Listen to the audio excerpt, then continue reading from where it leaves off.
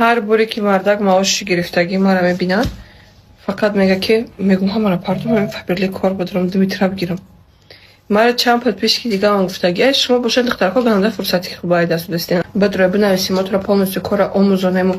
کار سر کنی تو вже حساب کن که 4-5 ماه پس من خودم لیچنه با انوخی کمانده تو را ریکلام میکنم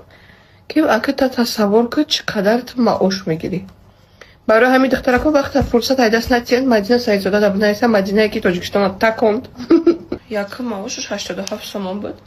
حاضر 4000 سومنی معاش میگیره. با тем более که غیر از وای بونусای فابریکا گرفتگی یا غیر از وای پدرکی میگیره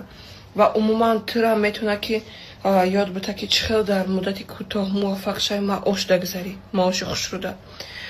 تو یاد میده که راهی بیزنس سبخته بکشی یاد میده چقدر باید کار کنی که هم صاحب پدرگاه بشه هم صاحب معاش